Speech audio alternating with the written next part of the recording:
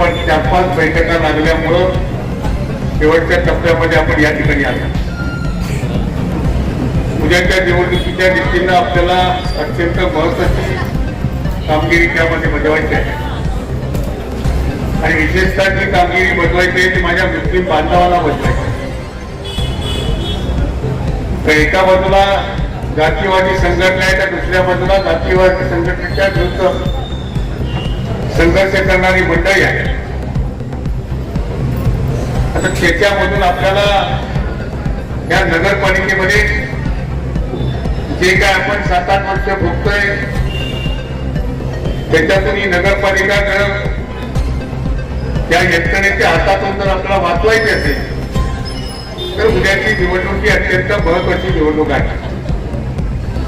सुरुवातीला आम्ही या लोकांबरोबर टक्कर द्यायची या दृष्टीनं तिन्ही पक्षांची एकत्र आघाडी व्हावी या भूमिकेमध्ये आम्ही होतो आणि म्हणून पहिला पारंपरिक आमचा काँग्रेस पक्षाच्या काँग्रेस पक्षाबरोबर आम्ही चर्चा करायला त्या ठिकाणी सुरुवात केली. पण ही चर्चा करत असताना त्यांनी आम्हाला सांगितलं की जे काही इच्छुक उमेदवार होते त्यांनी सांगितलं की आम्हाला आमच्या सिंबावर त्या ठिकाणी निवडणूक लढवायचं आहे. आमच्या सिंबाचा नगराध्यक्ष त्या ठिकाणी नगरपालिकेमध्ये गेला पाहिजे. परंतु या निवडणुकीमध्ये मी स्वतः का आलो, कारण 1974 साला मी नगरपालिकेची पहिली निवडणूक लढलो. त्याच्यानंतर 35-40 वर्ष मी नगरसेवक म्हणून काम केलं. 9.5 वर्ष नगरपालिकेचा नगराध्यक्ष म्हणून काम केलं आणि 2095 मी शेवटची निवडणूक लढल्यानंतर 2095 पासून ते 2025 पर्यंत नगरपालिकेची एकही निवडणुकीला मी सामोरं गेलो नाही. नवीन लोकांच्या हातामध्ये आपण सूत्र दिली, पण चुकून ते काही नागरिक माझ्याकडे आले. त्या नागरिकांनी मला असं सांगितलं की बाई तुम्हाला या ठिकाणी नगरपालिकेची निवडणूक लढणं गरजेचं आहे. पण 8 वर्ष या नगरपालिकेमध्ये जो काही धुमाकूळ चालला आहे, ज्या पद्धतीने कारभार झालाय, हा कारभारामधला जर नगरपालिका वाचवायची असेल तर तुमच्यासारखा अनुभवी माणूस या ठिकाणी बसला पाहिजे. मी म्हटलं मी माझ्या बाकीच्या नागरिकांची चर्चा करतो आणि निर्णय घेतो आणि त्या पद्धतीनं मी ही निवडणूक लढवण्याचा निर्णय घेतला. तो निर्णय एवढ्यासाठीच घेतला की ज्या वेळेला आपण काही आपापसातल्या भांडणामुळे दुसऱ्यांच्या हातामध्ये सत्ता गेली आणि त्या सत्तेच्या लोकांनी काय केलं 5 वर्षामध्ये आणि पुढल्या 3 वर्षाच्या याच्यामध्ये प्रशासनाने काय केलं हे तुम्हाला सर्वांना सर्वश्रुत आहे. आणि म्हणून ही कुठेतरी आघाडी व्हावी आणि ही आघाडी होऊन आपण त्या ह्याला सामोरं जावं. तर एका बाजूला धनशक्ती एवढी आहे त्या स्वतःला त्या ठिकाणी 2-3 हजाराचं वाटप केलं जातंय आणि अशा परिस्थितीमध्ये आपल्याला ही नगरपालिका वाचवायची असेल तर आपल्याला सर्वांना एक संधी त्या ठिकाणी केलं पाहिजे. परंतु काँग्रेसने आमच्याबरोबर आघाडी करायचं टाळलं आणि म्हणून आम्ही शिवसेनेबरोबर त्या ठिकाणी उद्धव बाळासाहेब ठाकरेंच्या शिवसेनेबरोबर तडजोड करण्याचा प्रयत्न केला. त्याच्यामध्ये स्थानिक लोक होते ते काँग्रेस बरोबर बैठका करत होत्या, पण आमच्याबरोबर बैठका करायला तयार नाही. आणि म्हणून शेवटी आम्ही गेले 30 वर्ष भास्कररावांची माझा राजकीय संघर्ष होता. आपल्या चिपळूण आणि महाराष्ट्राला माहिती आहे. मी भास्कररावांकडे गेलो. भास्करराव आज नगरपालिका धोक्यात आहे आणि नगरपालिका धोक्यात असताना आपण आपलं राजकीय मतभेद बाजूला ठेवूया आणि आपण दोघे एकत्र येऊन या नगरपालिकेच्या निवडणुकीला सामोरं जाऊया. भास्कररावने तात्काळ मान्यता दिली. आम्ही दोघे एकत्र बसलो. 2-3 बैठकीमध्ये आपापसातल्या सीट ठरवून घेतल्या आणि भास्कररावांनी कणखरपणे आपल्या पाठीशी त्या ठिकाणी उभं राहायचं निश्चय केला. त्यामुळे आज सगळ्या ठिकाणी सगळे सभा घेतात. सभेमध्ये आपण भूमिका स्पष्टपणे सांगतो की आम्ही एकत्र का आलो. आज 5 वर्ष भाजपच्या हातामध्ये नगरपालिका देऊन आपलं काय वाटोळ झालं यासाठी आणि पुढच्या भविष्य काळामध्ये ते होऊ नये. आणि म्हणून आपल्यामध्ये मुस्लिम समाजात पारंपरिक आपल्याबरोबर कायमचा राहिलेला मुस्लिम समाज आहे आणि म्हणून या समाजामध्ये मतांचं विभाजन कसं होईल या दृष्टीनं जो प्रयत्न सुरू झाला. काँग्रेसवाल्यांमध्ये ते इच्छुक होते, त्यांना सिंबल जर पाहिजे होता तर दुसऱ्या तुमच्या उमेदवाराला सिंबल मिळाल्यानंतर तुम्ही जे अपक्ष निवडणूक करताय ते अपक्ष निवडणूक का लढताय, तुमच्या पाठीशी कोण आहे, तुम्हाला मदत कोण करताय हा विचार देखील मतदार बंधूभगिनीने निश्चितपणे केला पाहिजे. कारण तुम्हाला ज्याला सिंबल पाहिजे होता सिंबलसाठी आम्ही माघार घेतली, परंतु ज्याला सिंबलला तुम्हाला दुसऱ्या उमेदवाराला तिकीट मिळालं तर तुम्हाला सिंबल पाहिजे, तुम्हाला मतांचं विभाजन पाहिजे आणि हे विभाजन तुम्ही उद्याच्या निवडणुकीमध्ये करणार आहात का हा प्रश्न प्रामुख्याने आपल्या समाजासाठी. हे जर आपण विभाजन केलं तर मागच्या वेळेला ज्या निवडणुकीमध्ये ज्या वेळेला आम्ही उमेदवार केला त्याला त्या ठिकाणी 8,000 मतं पडली.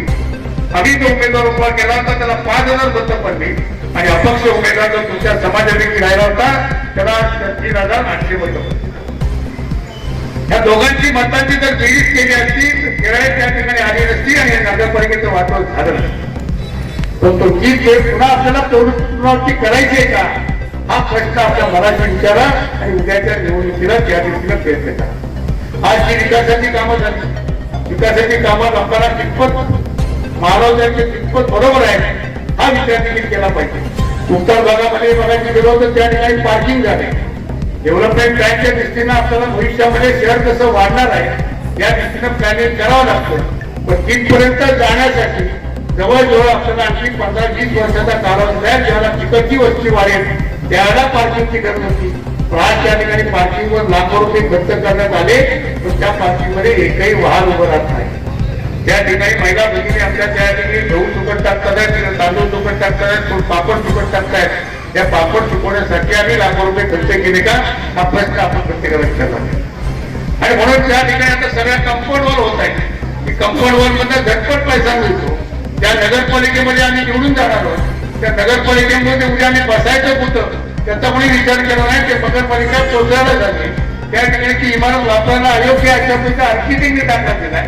म्हणजे पहिल्यांदा आम्हाला ते गेल्यानंतर बसायची जागा शोधावी लागेल की आम्ही कुठल्या ठिकाणी सभा घ्यायची, त्या ठिकाणी नागरिकांचा कारभार करायचा. या दृष्टीने इतकी दबदाई झालेली नगरपालिका मी माझ्या आयुष्यामध्ये कधी पाहिली नव्हती आणि म्हणून ती पुन्हा सुस्थितीत आणण्याकरता मी आज 25 वर्षानंतर 33 वर्षानंतर मी नगरपालिकेमध्ये निवडणूक लढवण्याचा त्या ठिकाणी निश्चय केला. त्याचा साथ तुम्हाला करते नाही. कुठल्याही परिस्थितीमध्ये आपल्या मतांचं एकही मताचं विभाजन करून देऊ नका. तर उद्याच्या निवडणुकीमध्ये आपण जर विभाजन केला तर निश्चितपणे जर परत भाजप बसलं किंवा भाजपला पाठिंबा नाही किंवा भाजप विचाराची लोक बसले तर नगरपालिका शेवटी त्या चर्चेतून राहणार नाही. गावागावामध्ये वाडावाडामध्ये जातीय स्वरूपात राहणार नाही. त्या ठिकाणी समाजामध्ये वाद होईल आणि म्हणून आपल्याला त्या ठिकाणी अत्यंत जागृतीनं मतदान करायचं. आपल्याला सांगेल विकासाच्या कामाच्या दृष्टीनं तुम्ही कधी याकडे आपल्याला विकासाची कामं करायची. कोण म्हणत असेल की बा आमचं सरकार आहे, आमचं दिल्लीचं सरकार आहे, महाराष्ट्राचं सरकार आहे, मी 5 वर्ष आमदार म्हणून काम केलेलं आहे. मला शासनाकरता पैसा कसा आणायचा त्याची पुरेपूर कल्पना आहे. त्याला मला आमदार म्हणून ज्याला 10 कोटी मिळत होते त्या ठिकाणी 160 कोटीचा निधी तालुक्याच्या विकासासाठी आणला. आज कचरा प्रकल्प आपण आपल्या कारकिर्दीमध्ये सुरू केला. मला शहरामध्ये कुठे कचरा दिसत नाही आणि त्या ठिकाणी ग्रॅव्हिटीनी पाणी योजना मिळाली. ती ग्रॅव्हिटी पाणी योजना देखील आजपर्यंत पूर्ण करू शकले नाही. ते पूर्ण झाली असती 2021 मध्ये आपण ज्या पुराला सामोरे गेलो त्या पुरामध्ये लोकांना पाण्यासाठी बोलवण करायला लागली होती. त्याची गरज ताबडतोब साफ झाली असती ते करू शकले नाही. आज या ठिकाणचा स्मशानाचा प्रश्न, कब्रस्तानचा प्रश्न मी माझ्या कारकिर्दीमध्ये सोडवला आणि त्या ठिकाणी प्रश्न असा होता की या ठिकाणी आलेली सगळी वसाहती जवळ तुमच्या बाहेर झाली. बैरवलीवरून आले, कोण माजोलीवरून आले, कोण लोणवलीवरून आले, कोण खेडवरून आले आणि ज्या वेळेला प्रत्येक समाजाचं आपल्या वाडामध्ये त्याला कब्रस्तान आहे त्यांनी त्यांच्या माहिती घ्यायची त्याला हे केली कारण त्यांच्या जागा भरायला लागल्या. त्याला ते नागरिक आले, त्यांचा काका बेमन वगैरे सगळे लोक बाहेर आले. त्यांनी मला सांगितलं की बा भाई या ठिकाणी आम्हाला कब्रस्तानला जागा पाहिजे. ते नियम बाजूला ठेवलेले नियम काय ठेवून त्यांनी जागा नगरपालिकेला खरेदी केली आणि आपल्या कब्रस्तान त्या ठिकाणी निर्माण केलं. म्हणून आज या ठिकाणी सगळी मयत त्या कब्रस्तानामध्ये राहतात. कोणाला गावामध्ये घेऊन जावं लागत नाही. ही सुविधा आपण त्या ठिकाणी निर्माण केली आणि म्हणून ज्या सुविधा नागरिकांना आवश्यक आहे त्या आपण निश्चितपणे करणार आहोत. त्यामुळे निश्चित आता उद्याच्या 2 तारखेच्या मतदानामध्ये आपण जागृतीनं मतदान करा. आपल्याला एक सांगेल की बा मतदानाच्या याच्यामध्ये आपल्याला 2 मतपेट्या जाणार आहेत, 2 मशीन जाणार आहेत. त्यापैकी एक मशीन आहे ते नगराध्यक्षाच्या निवडणुकीचं आहे, ते पहिल्यांदा मतदान होणार आणि दुसरं मतदान मशीन जाणार आहे. हे नगरसेवक आपण जे 2 निवडून देणार आहात त्या 2 नगरसेवकांचं मशीन असणार. पहिलं मतदान हे नगराध्यक्षाचं होणार आहे. हे काय 5 उमेदवार आहेत त्या उमेदवारांमध्ये त्या ठिकाणी मतदान करायचं आहे. दुर्दैवानं त्या अल्लाची इच्छा होती की आपल्याला राष्ट्रवादीचाच त्या ठिकाणी नगराध्यक्ष बसवायचा आहे. पण 1 नंबरला आपलं नाव आहे. 1 नंबरच्या शोधायला नको कोणाला सांगायची आवश्यकता आहे. फक्त एक नंबरचं बटन दाबायला सांगितलं तरी अफवा पडून जाईल. त्यामुळे चिंता करायचं कारण आणि बाकी काही शोधायचंच नाही. या ठिकाणी आहेत ते सगळे तुतारी वाजवणारे माणूस 3 ठिकाणी आहे. त्यामुळे दुसऱ्या मतपेटीवर 2 तुतारी वाजा माणसाचं बटन दाबायचे. हे बटन दाबला जास्तीत जास्त जे शहरामध्ये मतदान होणार आहे. त्यामुळे एक नंबर माझा घोरपडचा रोड असला पाहिजे आणि त्याचं मतदान हे निर्णायक असलं पाहिजे. घोरपडच्या मतदानानंतर 2 नंबरचं मतदान वाघाच्या पेटे ज्याला फुटतील त्या विरोधक देखील त्या मतदान केंद्रावर थांबू नये. त्यांना घरचा रस्ता झाला पाहिजे किंवा आता आपली काही खेळ नाही. या ठिकाणी सगळं मतदान आघाडीला जात आहे. त्यामुळे ते घरात जातील आणि तुम्हाला मात्र निवडणुकीला संधी मिळेल. आणि म्हणून आज 3 दिवस चालते अत्यंत चांगल्याला भेटीनं काम करा. तुम्ही जेवढी मेहनत करा, कुठे कुठे मतदान असतील, कुठे कुठे काय असतील ते शोधून काढा आणि सगळ्यांचं मतदान त्या ठिकाणी करून घ्या. पैशाचा वापर जबरदस्त होईल.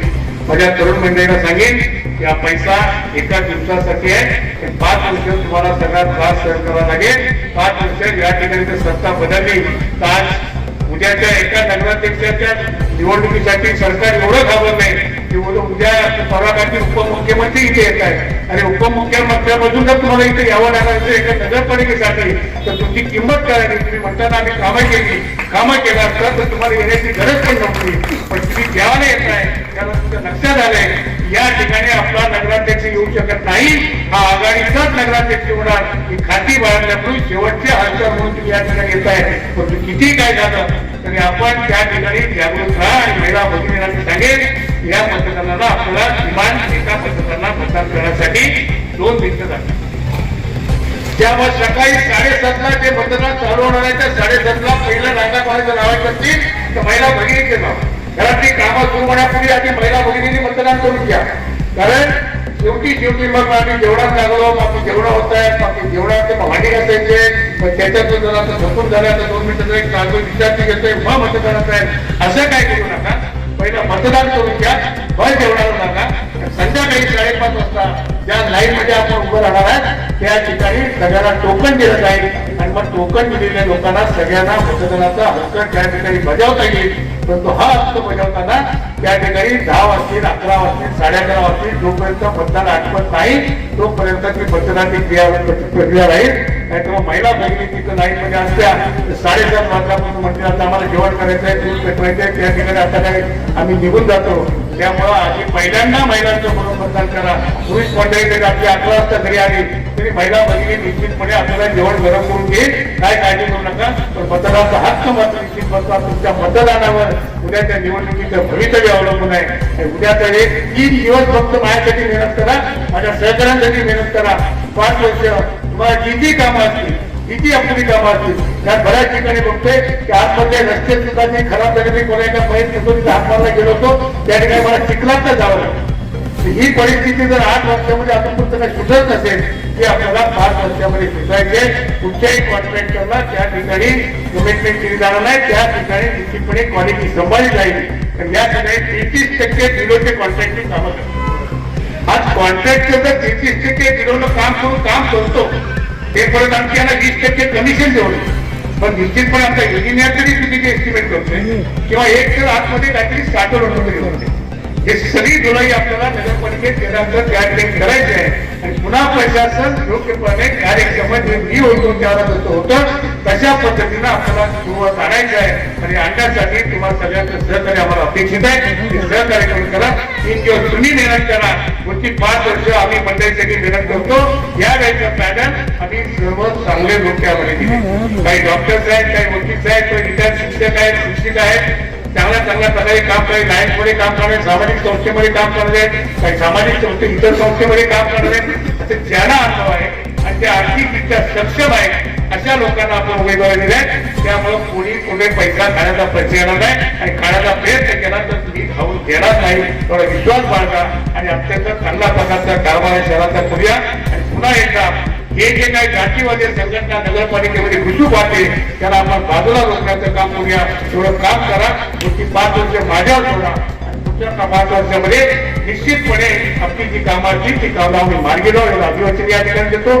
आपण या ठिकाणी उशीर होऊन सुद्धा थांबलात आपल्याला मनपूर्वक धन्यवाद देतो आणि वेळेचं बंधन असल्यामुळं मी आपली रजा घेतो. जय हिंद, जय महाराष्ट्र.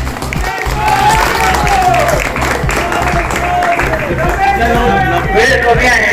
दोन्ही नगरसेवकांना भाई स्वागत वगैरे सगळं राहिलेलंच होतं, पण या दोन ह्याच्यामध्ये भाई याच्यामध्ये आलेले आहेत आणि खरोखर 2 तासापासून आपण भाईंसाठी जे थांबलेला आहात हे आपलं प्रेम आहे भाईंवरचं आणि आपण या कार्यक्रमामध्ये स्वागत हा कार्यक्रम पहिले होतो, आपण हा नंतर करतोय.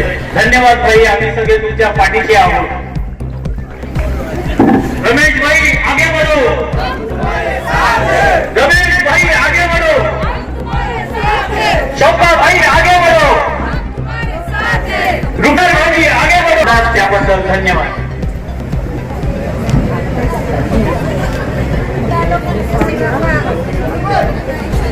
मस्त पण दमल्यावर कमी नाही पडला.